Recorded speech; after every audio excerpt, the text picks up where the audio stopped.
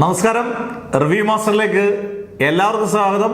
Video കണ്ട് ഇഷ്ടപ്പെടുവാണെങ്കിൽ subscribe ചെയ്യുന്ന കാര്യം ഒന്ന് പരിഗണിക്കണം കേട്ടോ, പരിഗണിക്കണേ.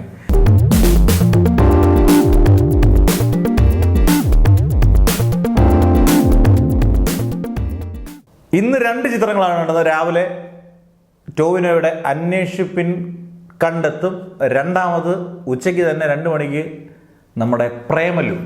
ഒറ്റ വാക്കി പറഞ്ഞാൽ പ്രേമലു സൂപ്പർ ലു, അടിപൊളി. നിങ്ങൾ ഒന്നും നോക്കണ്ട, ടിക്കറ്റ് എടുത്ത് ധൈര്യമായിട്ട് കാണാവുന്ന പടം. ഞാൻ ഈ സിനിമ കാണാൻ പ്രധാനപ്പെട്ട 2 കാരണങ്ങളാണ്. ഈ സിനിമ എന്തുകൊണ്ട് ഒരു ദിവസം തന്നെ ഈ 2 സിനിമകളിൽ ഒരു സിനിമ കണ്ടാൽ രണ്ടാമത്തെ സിനിമ, പക്ഷേ ഈ സിനിമ കണ്ടിറങ്ങി കഴിയുമ്പോഴല്ലോ നമുക്ക് ഒന്നുകൂടെ കാണാനൊരു എന്തായാലും ഒരു എഫക്റ്റ് ഉണ്ട്. നൈസ് നൈസ് നൈസ് പൊളി. ഞാൻ വിചാരിച്ചതിനെക്കാട്ടി നന്നായിട്ടുണ്ട്. ഈ സിനിമ കാണാനുള്ള 2 കാരണങ്ങൾ: ഒന്ന്, വേറെ ആരുമല്ല, ഗിരീഷ് ഏടി എന്ന് പറയുന്ന സംവിധായകൻ തന്നെ. അതായത് മുൻകാല 2 ചിത്രങ്ങൾ നിങ്ങൾ എടുത്തു നോക്കിയാൽ മതി, തണ്ണീർമത്തൻ ദിനങ്ങളും സൂപ്പർ ശരണ്യം. ഞാൻ ഭയങ്കരമായിട്ട് അതിനകത്ത് ലോജിക്കോ കാര്യങ്ങളൊന്നുമല്ലോ, നമുക്ക് റിയലിസ്റ്റിക് ആയിട്ടുള്ള നല്ല രസമായിട്ടുള്ള സ്പോണ്ടേനിയസ് ആയിട്ടുള്ള കോമഡി കാര്യങ്ങൾ, നല്ല പാട്ട്, കളർഫുൾ കാര്യങ്ങൾ എല്ലാം ഈ 2 സിനിമയ്ക്കകത്ത് അടിപൊളിയാണ്. അന്നേരം നല്ല രസമായിട്ട് 3ാമത്തെ സിനിമ അദ്ദേഹം എടുത്തു. എനിക്ക് തോന്നുന്നു ഇനി അങ്ങോട്ട് പോകും തോറും ഈ പറഞ്ഞ പോലെ ഗിരീഷ് ഏടി എന്ന് പറയുന്ന സംവിധായകൻ്റെ ഗംഭീര സിനിമകൾ നമുക്ക് കാണാം. അടിപൊളി. അന്നേരം എനിക്ക് ഈ സിനിമ കാണാൻ ഏറ്റവും പ്രേരിപ്പിച്ചത് ഗിരീഷ് ഏടി എന്ന് പറയുന്നത്. അദ്ദേഹം ഇപ്പോൾ എസ്റ്റാബ്ലിഷ്ഡ് ആയി. ഗിരീഷ് ഏടി നമ്മളുടെ റിട്ടൺ ആൻഡ് ഡയറക്റ്റഡ് ബൈ സത്യരന്തിക്കാട് പ്രിയർസൻ എന്നൊക്കെ പറയുന്ന പോലെ ഉറപ്പിക്കാം നമുക്ക് ഗിരീഷ് ഏടിയുടെ സംവിധാന മികവ് ഇതിനകത്ത് ഗംഭീരമാണെന്ന് പറഞ്ഞാൽ അതിഗംഭീരമായിട്ട് ചെയ്തിട്ടുണ്ട്. കൊച്ചു പടവും വലിയ പടവും നല്ലല്ലോ, നമ്മൾ കൊച്ചു സിനിമയാണെങ്കിലും ഗംഭീരമായിട്ട് ചെയ്താലോ ഗംഭീരം എന്ന് പറയണം.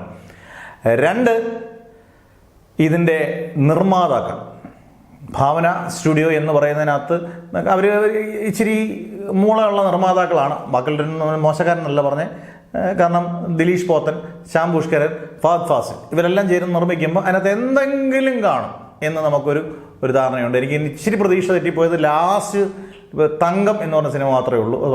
ഭാവന സ്റ്റുഡിയോ ആയിരുന്നു എനിക്ക് തോന്നുന്നു. ലാസ്റ്റിൽ ക്ലൈമാക്സ് ഒഴിച്ച് ബാക്കി ആ സിനിമയുടെ എല്ലാം എനിക്ക് ഇഷ്ടപ്പെടുന്നു. ക്ലൈമാക്സ് എനിക്ക് ഇഷ്ടപ്പെട്ടില്ല, നിങ്ങൾക്ക് മനസ്സിലാക്കപ്പെടുത്താം. അന്നേരം ഇതിൻ്റെ പോസിറ്റീവ് വശങ്ങൾ മാത്രമേ ഉള്ളൂ. എനിക്ക് ഒരു നെഗറ്റീവ് വശവും പ്രേമലുവിനെ കുറിച്ച് പറയാനില്ല. നസ്ലിൻ പ്രോമിസിങ് ആക്ടർ, 100% കൊടുക്കുന്ന റോൾ, വലിയ സംഭവമായ ബഹുലമായി കരഞ്ഞു തൂകുന്ന റോൾ എന്നല്ല, അവൻ്റെ ആ പയ്യൻ്റെ ഏതനുസരിച്ച് ചെയ്യുന്ന ക്യാരക്ടർ നല്ല അടിപൊളിയായിട്ട് ചെയ്യും. അതും ഈ സംവിധായകൻ്റെ തന്നെ സിനിമയിൽ അഭിനയിച്ച ആളാണെന്ന് വിചാരിക്കണം. നസ്ലിനല്ലാതെ ഇതിനകത്ത് വേറൊരാൾ നമുക്ക് പ്രയാസമാണ്, വേറൊരാൾ ചെയ്താൽ ശരിയാകത്തില്ല എന്ന് തോന്നുന്ന രീതിയിൽ നസ്ലിൻ വളരെ സിമ്പിളായിട്ട് വളരെ അടിപൊളിയായിട്ട് ചെയ്തിരിക്കുന്ന സംഭവം. ഹൈദരാബാദിലും നാട്ടിലൊക്കെ ഉള്ള എവിടെയും സീനുകളൊക്കെ ആയപ്പോലും നല്ല ഗംഭീരമായിട്ട് നസ്ലിൻ ചെയ്തു. എനിക്ക് അതുപോലെ ഇവരെല്ലാം ഒരു കൂട്ടം ചെറുപ്പക്കാർ സിനിമയിലോട്ട് കയറിയത് ഒരുപോലാണ്. നിങ്ങൾക്കറിയാം, ഐശ്വര്യ രാജൻ, മമിത ബൈജു സിമ്പിളായിട്ട് ചെയ്തു. പിന്നെ ഇവരുടെയൊക്കെ കൂട്ടുകാരായിട്ടുള്ള ക്യാരക്ടേഴ്സ് എല്ലാം വളരെ സിമ്പിൾ, നല്ല എൻ്റർടൈനിങ്. നമുക്ക് നല്ല പോലെ ചിരിച്ച് ഇങ്ങനെ കണ്ടുകൊണ്ടിരിക്കുക. 2.5 മണിക്കൂറുണ്ട്, 2 മണിക്കൂർ 36-30 മിനിറ്റ്, 2.5 മണിക്കൂർ കൂടുതൽ, 2.5 മണിക്കൂർ എന്തായാലും പടമുണ്ട്. ഈ 2.5 മണിക്കൂർ നമ്മളെ ബോറടിപ്പിക്കാതെ ചിരിച്ച് എൻ്റർടൈൻ ചെയ്ത് വേറെ ഒന്നും ശ്രദ്ധിക്കുക, നമ്മളിങ്ങനെ ചിരിച്ചുകൊണ്ടിരിക്കുക എന്ന് പറയുന്നത് നിസ്സാര കാര്യമല്ല. പ്രത്യേകിച്ചും ഇങ്ങനെയുള്ളത് സിനിമ ഇച്ചിരി റൊമാൻറ്റിക്കും ഇച്ചിരി ചിരിക്കാനും ഒക്കെ ഉള്ളത് എല്ലാവർക്കും ഒരേപോലെ പോയി സിനിമ കാണാൻ പറ്റുന്ന സിനിമ. അന്നേരം എല്ലാ രീതിയിലും സിനിമാറ്റോഗ്രാഫി, മ്യൂസിക്, ഡയറക്ഷൻ, റൈറ്റിങ്, അഭിനേതാക്കൾ എല്ലാവരും ജീവിക്കുന്നത് പോലെയും എല്ലാവരുടെയും ഏറ്റവും നല്ല പെർഫോമൻസുകളായിട്ട് എനിക്ക് തോന്നി. അതുകൊണ്ട് ഉറപ്പായിട്ടും സൂപ്പർ ലു തന്നെയാണ് പ്രേമലു. നല്ല അടിപൊളി പടം, നമുക്ക് ധൈര്യമായിട്ട് ടിക്കറ്റ് എടുക്കാം, പൈസ വസൂൽ. ഓക്കെ, അടുത്ത വീഡിയോ ആയിട്ട് കാണുന്നവരെ സൈനിങ് ഓഫ്.